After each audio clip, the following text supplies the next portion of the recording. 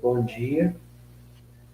Passando, enfim, para a terceira parte do diálogo contra os acadêmicos de Agostinho, nós temos que ter em vista os seguintes aspectos.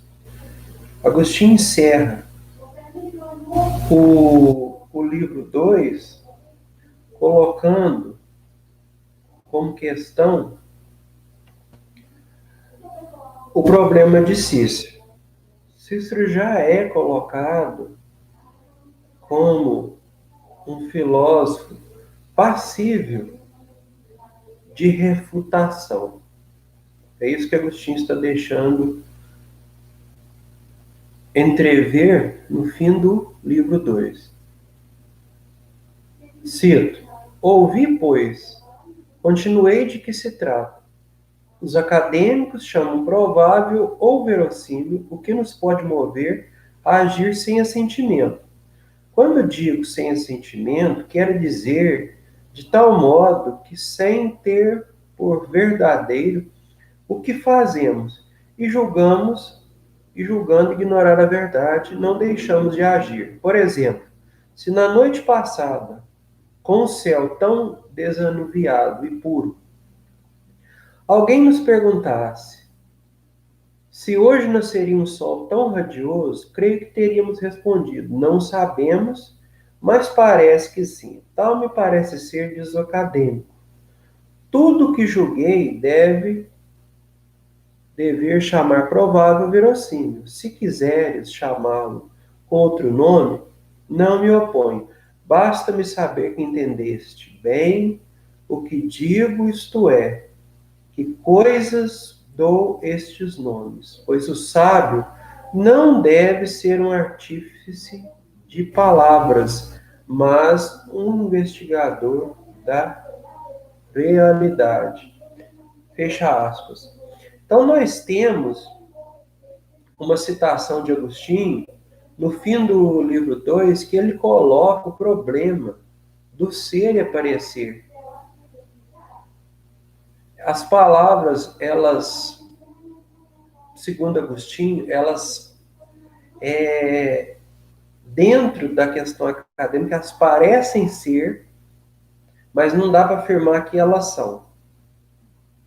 Dizer o nome das coisas dentro dessa segunda parte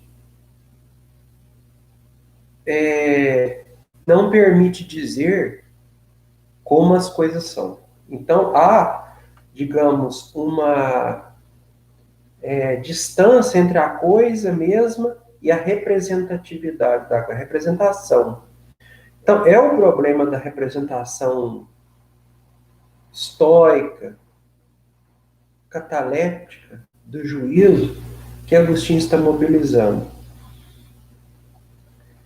Adiante, Agostinho vai colocar ênfase nessa linha, pois o sábio não deve ser um artífice de palavras, mas um investigador da realidade. Fecha aspas.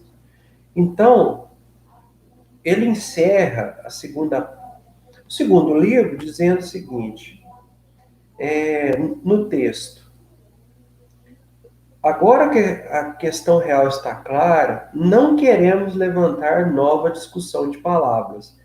Vê antes o que tens a responder, o que tens a responder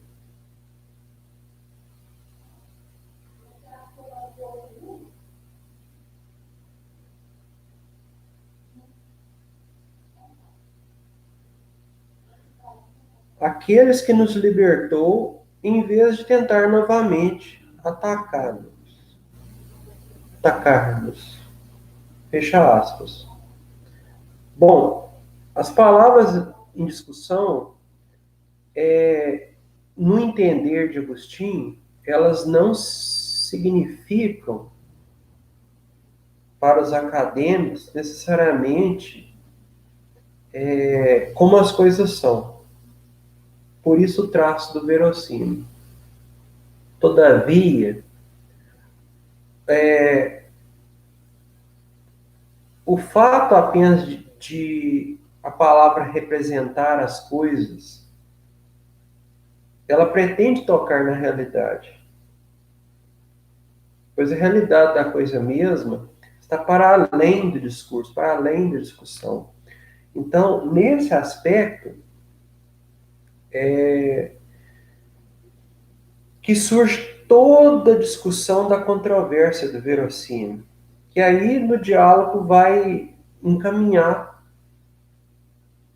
para o exórdio 3.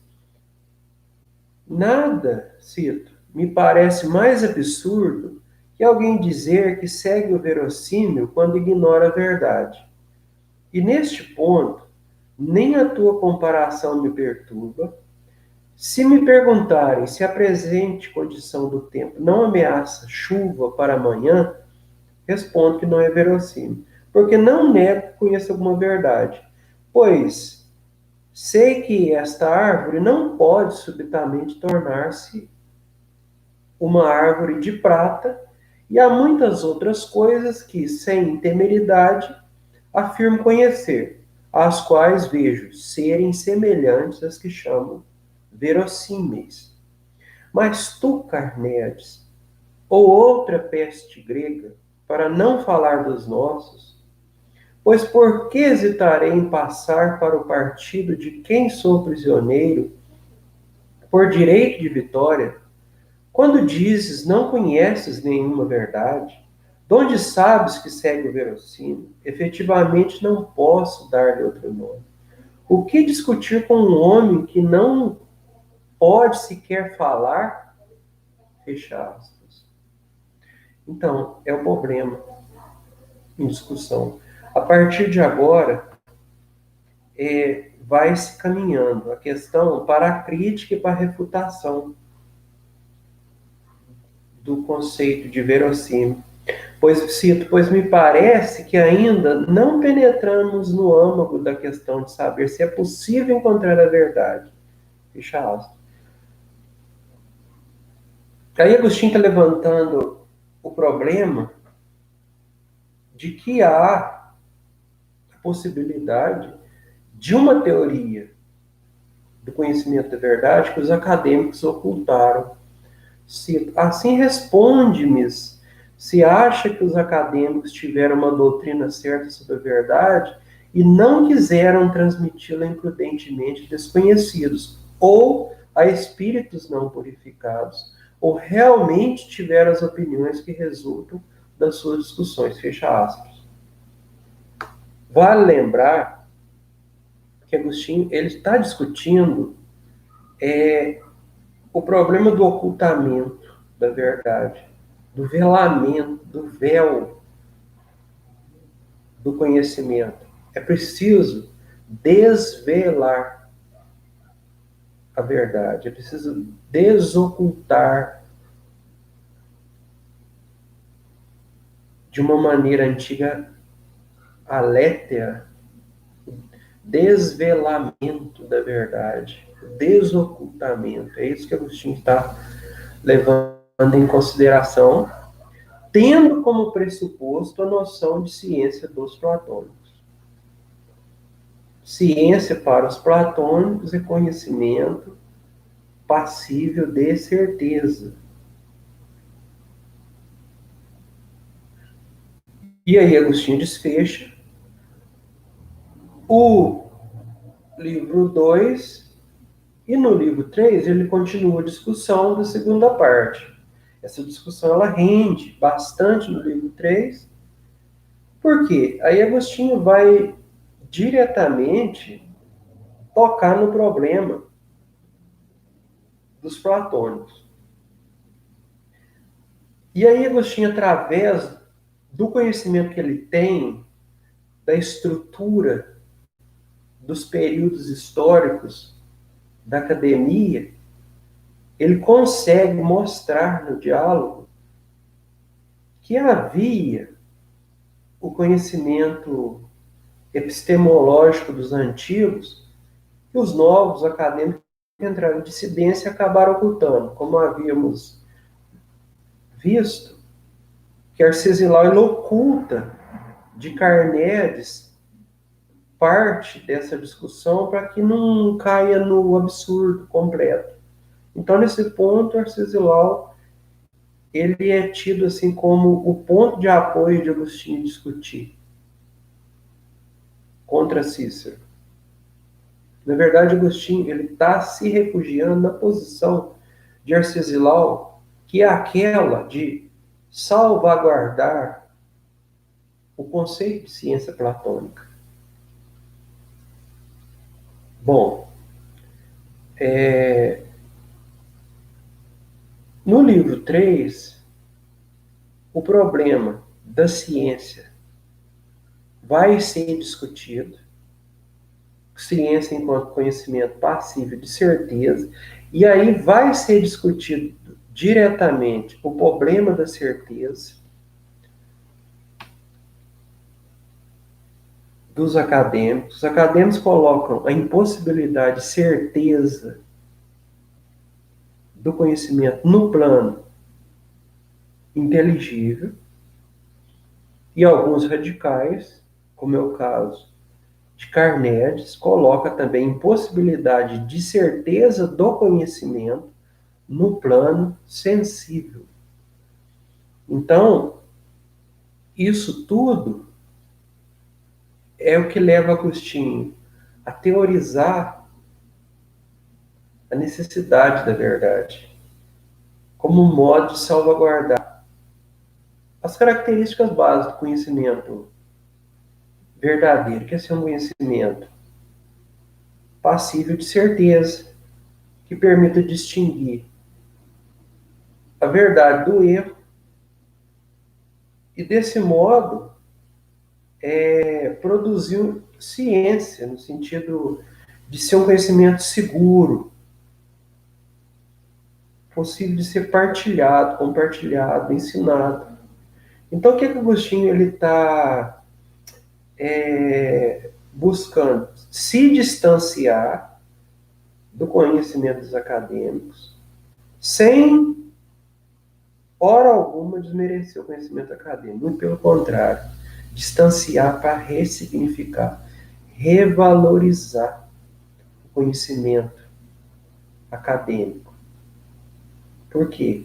Agostinho, embora ele parta do princípio da fé cristã, a fé cristã ela é um conúbio com a razão grega, com a noção de ciência. Então, aquela sabedoria entendida por Agostinho como ciência das coisas humanas e divinas, ela é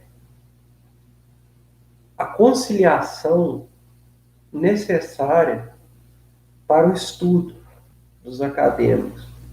Embora Agostinho parta da noção de fé cristã, a fé cristã, ela, para Agostinho, ela depende da filosofia, enquanto filosofia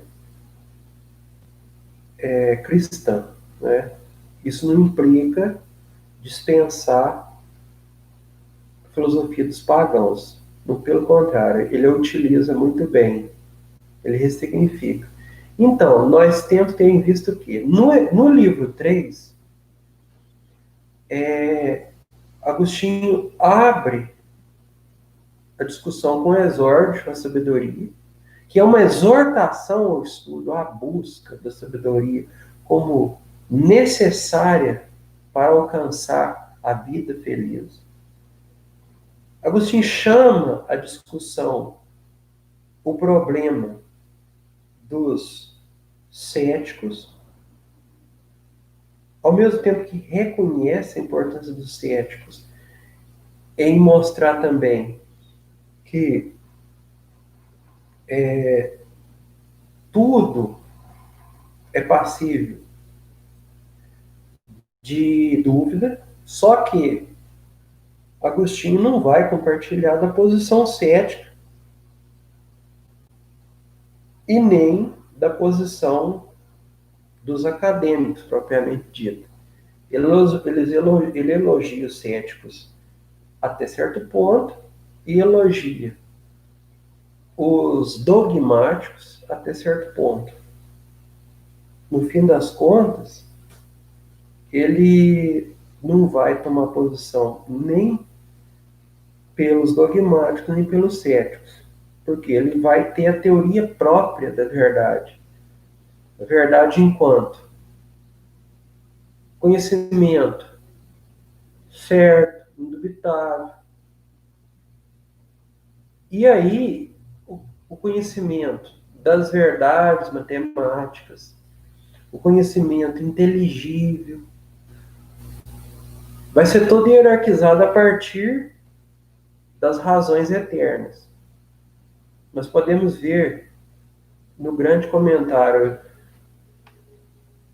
ao estudo de Santo Agostinho de Gilson que as razões eternas presentes na mente divina, segundo Gilson, embora pareçam em Agostinho ser de uma forma que ele ora define de uma forma, ora define de outra, no fim das contas ele está falando da mesma verdade.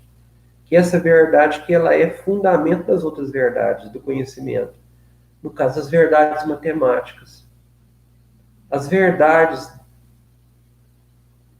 morais, toda noção de conhecimento, ela é ordenada a partir da verdade.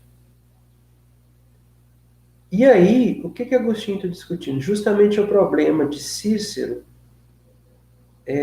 assumir uma contradição performática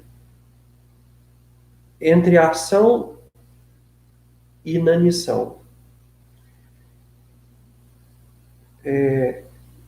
E nesse aspecto, Agostinho ele vai explorar muito que o sábio ele tem que saber agir. O sábio ele tem que, ainda mais nos termos de Cícero, ter clara noção de seu dever de sábio, de seus compromissos de sábio, honrar os seus empreendimentos de sábio. Então, o que Agostinho está mobilizando? Uma noção de sabedoria que ela é caminho para a vida feliz. Ou seja, ele está reabilitando a noção de sabedoria. E aí, para isso, ele problematiza muito a noção cataléptica da razão. Ele coloca, em determinada passagem, ensinamentos de Carneades, por exemplo, dá-me a mão direita, pois se te recordas, foi isso que prometi ontem que demonstraria, e agora me prometo que esta conclusão não seja minha, mas espontaneamente apresentada por ti. Com efeito, dizia eu, a diferença entre meus acadêmicos era que a eles parecia provável que não se pode alcançar a verdade, enquanto a mim, se bem que ainda não encontrei, parece que pelo menos o sábio pode encontrá-lo. Agora, pressionado por minha pergunta se o sábio ignora a sabedoria, respondeste que me parece que ele a conhece. Então, a gente já está apontando para a possibilidade do sábio conhecer a sabedoria. O que torna o sábio sábio é a sabedoria. Então, nesse reconhecimento, há uma evidência na qual é indubitável a certeza. O sábio só é sábio em relação à sabedoria. E nessa direção, aquela dúvida catalética da razão, embora a princípio ela faça sentido, Agostinho depois vai recusá-la, no sentido de ser um filósofo que assume a certeza do conhecimento baseada no próprio pensamento. Claro, muito distinto de Descartes, esse pensamento, esse cogitatio, ele depende da evidência sensível. Não dispensa, não é um solipsismo puro. Mas a certeza, ela é dada na própria razão. Então, Agostinho, ele caminha para o argumento no sentido disso. Refutação da controvérsia de Cícero, de colocar o provável como verossímil. Agostinho volta o provável no seu lugar. Existe o provável, segundo Zenão, por certas características que tem em comum com o verdadeiro, que o falso não contém. Então, Zenão lá agora vai assumir um novo significado. Zenão, ele vai ser ainda aquele ponto que ressignifica o conceito de provável. Então, do conceito de provável, Agostinho salta para o conceito de verdadeiro. O que seria? Seria no sentido de Plotino. E aí Agostinho faz essa digressão da história dos acadêmicos, mas ele pode ser dos acadêmicos, que Plotino seria o filósofo que mais se aproxima do conhecimento dos antigos platônicos, em particular do fundador da Academia, Platão. Bom, adiante, Agostinho vai dizer que é preciso remontar o conhecimento na sua matriz platônica. O que significa ciência para Platão? Agostinho vai discutir o seu modo. É a pesquisa filosófica por excelência, em que busca um conhecimento certo, indubitável, sobre as formas, sobre o plano inteligível, em que se supera o discursivo pelo pensamento. E ali se encontram os princípios. Bom, mas esses princípios, segundo Agostinho, são princípios ligados à filosofia de matriz cristã. E aí que está o ponto. Embora Agostinho elogie Platão, Agostinho não o troca pela suprema autoridade de Cristo. Em que sentido? Tem um argumento de autoridade em relação à verdade, que a verdade ela é testemunhada pelas Sagradas Escrituras, que a verdade ela é dada pelos sentidos, a razão, a cogitatio, que é a reflexão do próprio pensamento, por meio dos estudos das Sagradas Escrituras, da interpretação dos sentidos. E o sentido mais autêntico seria o sentido do Logos divino, encarnado enquanto sabedoria, acessível à sabedoria humana. Então, Agostinho retoma o tema que sabedoria é ciência das coisas humanas e divinas, fazendo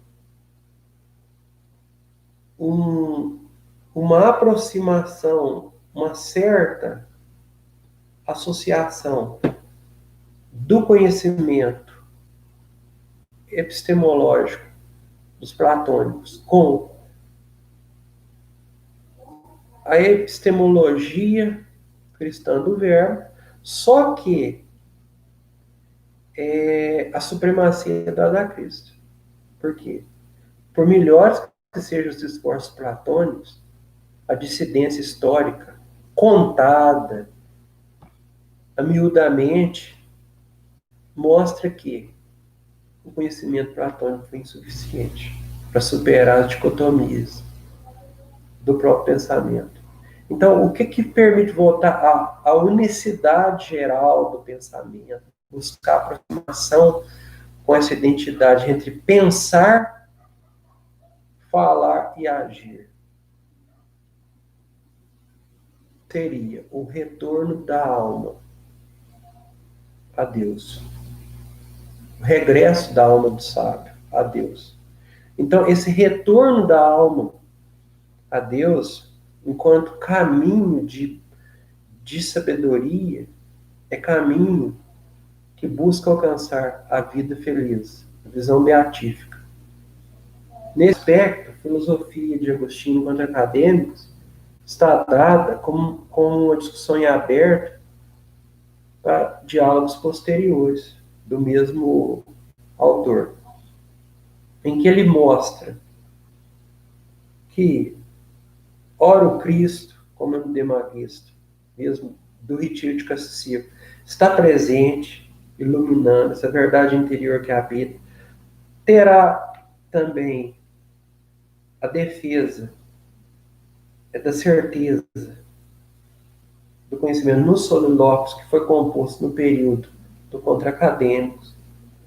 Então, só nessa composição primária dos diálogos de juventude, há toda uma epistemologia em torno do verbo divino, de matriz bíblico-cristã, em que o apoio à autoridade de Cristo, a autoridade salvífica, em que entra o recurso da graça para salvar o pensamento e fazer a reorientação da vontade, de modo que a razão passe a pensar de maneira adequada à criação e coloque a criação no seu respectivo lugar, hierarquizado, os bens da criação, cujo o ápice é o Criador. Então, há esse itinerário de metafísica interior no Contra Acadêmicos, em que Agostinho parte da inspeção da verdade no próprio pensamento. E através do diálogo consigo mesmo, é possível também chegar à certeza da verdade e refutar o argumento dos céticos, da impossibilidade, da certeza, do conhecimento no plano inteligível, no plano sensível. Então, essa teorização do conhecimento da verdade é o que permite ao diálogo contra-acadêmico ser, digamos, um diálogo extremamente embrionário, seminal da filosofia do autor. Muito obrigado.